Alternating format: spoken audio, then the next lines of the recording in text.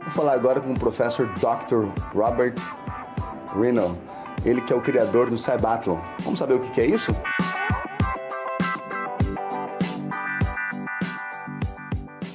And tell me one thing, how long have you worked with neuro robotics? I really started on this about 12 years ago when I came to ETH Zurique and established my lab. 12 years ago? Yes, right. And we started with the development of robots which help paraplegic patients to move again. For example, with this device which you see here, arm robot, which helps to actuate the arm and to support the therapists to get some more training and improvement of arm functions in stroke patients and in also in paraplegic patients. The Cybathlon is a championship where we enable people with disabilities to use robotic technologies in order to take part in races. It's like the Paralympics, but we are very free with the technology, so they can use any kind of technology. At the Paralympics, the patients are not allowed to use motors or displays or computers on board, but we say to the patients, use any kind of technology as long as it is safe. If it helps you, to overcome obstacles of daily life, then it's good. Then it's for the advantage of the patients, and it's finally also to improve the acceptance of technology, of assistive technology which is existing so far. So for example, wheelchairs, they can still not climb stairs, or there are some devices but they're very bulky and expensive. Other devices, like prostheses, are not actuated, so it's still very difficult to climb up a hill without a handrail or to climb stairs without a handrail. And we want to develop, or we want to help and promote the development of technology which is better for the patients and which is better accepted for the patients.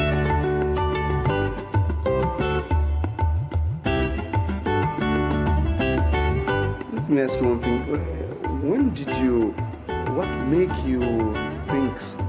What make you think about the Cybathlon?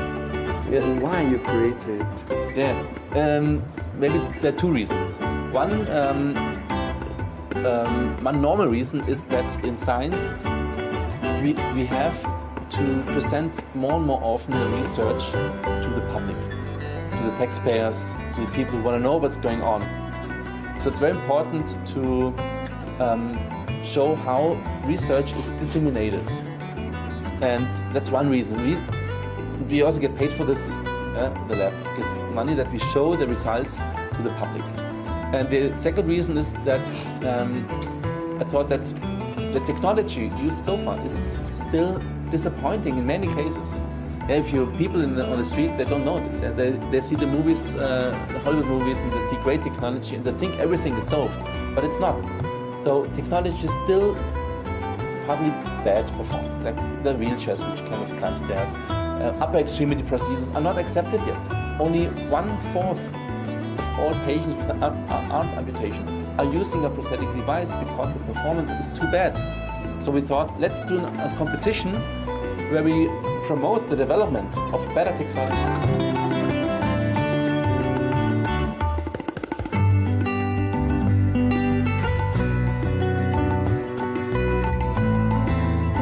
So here we have a robotic device which is called Armin, so arm in.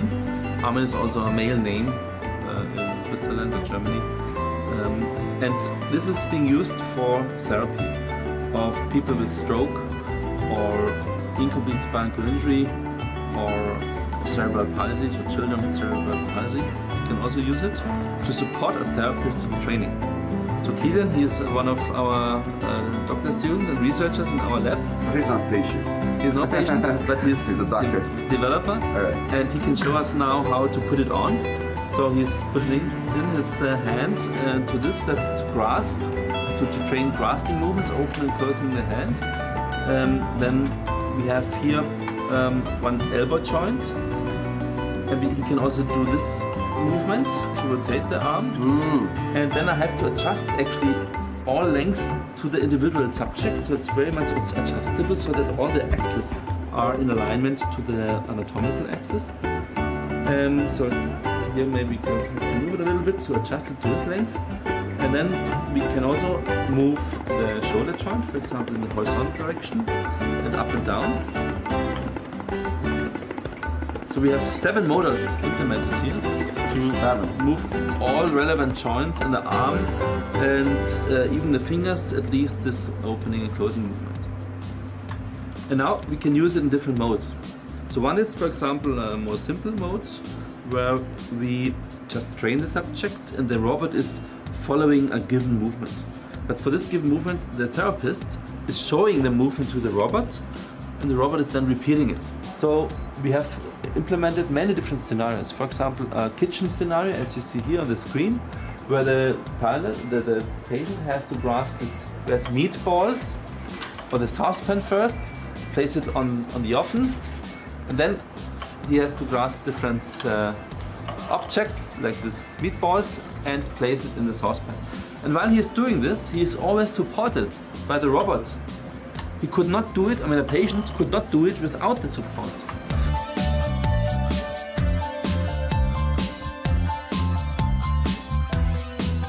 So here we have our early development of exoskeletal device, and that will be used for the support of paraplegic patients after spinal cord injury. It was developed by Volker Bartenbach, who works in our lab as a researcher, and we can now adjust this device, make it very simple or very complex, and compare the comfort, compare the function, and finally design the best system for the future. So maybe you can explain the special function of the hip joint. Yeah, so what you can see here, basically what we're trying to do here is to optimize the frame of the exoskeleton. So every exoskeleton, every robotic exoskeleton has this internal frame of rigid structure, and here, for example, we tried out how we can resemble the human hip joint. The human hip has 3 degrees of freedom, so you can move in 3 ways. And for example, you can lift your leg to the front. Maybe you can lift? Exactly, in your hip. And you can see the exoskeleton simply is resembling this movement, so it allows this movement. And what Here, right? Exactly, this is the exoskeleton joint, and your hip joint is somewhere in there.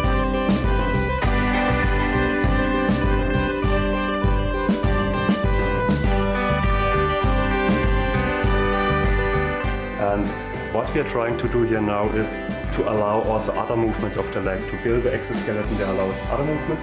For example, if you turn around again, and you can do this internal, external rotation, how it is called, in the hip joint. So you can move around this axis again.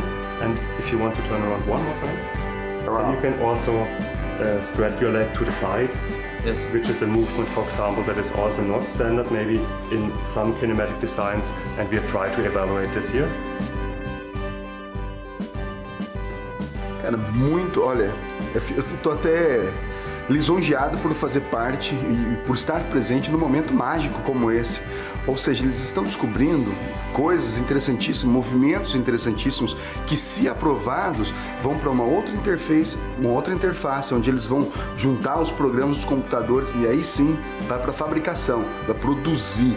Olha que estamos aí no primeiro estágio, fazendo parte desse teste. Isso é um momento mágico.